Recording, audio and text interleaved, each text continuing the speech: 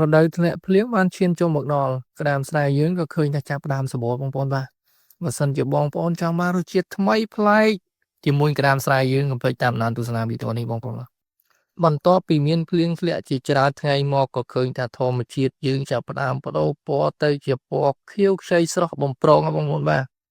ចំណែកឯក្តាមស្រែវិញក៏ចាប់ផ្ដើមធ្វើការបំលាស់ទីពីកន្លែងមួយទៅកន្លែងមួយអញ្ចឹងបងប្អូនបាទពីតំបន់មួយទៅតំបន់មួយដើម្បីបាននូវគោលដៅជីវិតថ្មីអញ្ចឹងបងប្អូនបាទចំណែកឯខ្ញុំវិញបន្ទាប់ពីឃើញតែក្តាមមានច្រើនគួរសមអញ្ចឹងបងប្អូនបាទគាត់នឹកឃើញនៅមុខម្ហូបថ្មីមួយដើម្បីចែកជូនបងប្អូនទស្សនាអញ្ចឹងបងប្អូនបាទឥឡូវយើងចាប់ផ្ដើមសវេសប្បាយចាប់វាដាក់ក្នុងធុងពេត្រូសិនណាបងប្អូនបាទដើម្បីធ្វើការលាងសម្អាតបន្ទាប់ពីធ្វើការចាប់ក៏ដូចជាប្រមូលវារួចរាល់ហើយក៏ឃើញថាយើងបានក្តាមច្រើនគួរសមដែរបងប្អូនបាទបន្ទាប់មកយើងក៏ចាប់ផ្ដើមយកវាមកធ្វើការលាងសម្អាតអញ្ចឹងបងប្អូនបាទជាដកខាត់វាឲ្យអស់អាជាតិកំអែក៏ដូចជាអាស្រ័យជាប់ខ្លួនក្តាមជាយូរឆ្នាំមកអញ្ចឹងបងប្អូនបាទគឺយើងធ្វើការដកខាត់បែបនេះជាច្រើនដងច្រើនសារអញ្ចឹងបងប្អូនបាទដើម្បីធានាឲ្យបាននូវការស្អាតអញ្ចឹងបងប្អូនបាទបន្ទាប់មកយើងក៏ធ្វើការកាច់ជើងវាដើម្បីសម្អាតនៅអាស្នុកជុំវិញដើម្បីឲ្យវាជ្រះល្អអញ្ចឹងបងប្អូនបាទធ្វើបែបនេះគឺយើងអាចដកខាត់វាបានជ្រះល្អអញ្ចឹងបងប្អូនបាទបន្ទាប់ពីដកខាត់បានស្អាតរួចរាល់ហើយយើងក៏ចាប់ផ្ដើមយកក្តាមមកបកសំបកចេញអញ្ចឹងបងប្អូនបាទ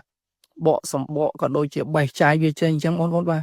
បើនិយាយពីក្តាមនៅរដូវដើមភ្លៀងនេះវិញបងប្អូនអើយសិតតែខ្លាញ់បងប្អូនបាទបន្ទាប់ពីបកសំបកក៏ដូចជាបកចាយវាបានស្អាតល្អហើយយើងក៏ចាប់ផ្ដើមយកវាមកស្រុះជាមួយទឹកក្តៅបងប្អូនបាទធ្វើបែបនេះគឺយើងអាចបំបត្តិក្លិនឆ្អាបបានខ្លះបងប្អូនបាទក៏ជួយសម្លាប់បាក់តេរីនៅក្នុងខ្លួនក្តាមបានបងប្អូនបាទគឺយើងស្រុះរយៈពេល10នាទីក៏យើងចាប់ផ្ដើមស្រង់វាឡើងសិនអញ្ចឹងបងប្អូនបាទបន្ទាប់មកយើងក៏ធ្វើការចាក់បញ្ចូលនៅទឹកត្រីដែលយើងបានបុកហើយអញ្ចឹងបងប្អូនបាទបន្ថែមនៅជីខ្មុកដើម្បីឲ្យមានរសជាតិកាន់តែឈ្ងុយឆ្ងាញ់អញ្ចឹងបងប្អូនបាទចំណែកទឹកត្រីវិញបងប្អូនអាចបុកតាមតម្រូវការដែលបងប្អូនត្រូវការអញ្ចឹងណាជូរប្រៃហឹរផ្អែមអញ្ចឹងបងប្អូនបាទ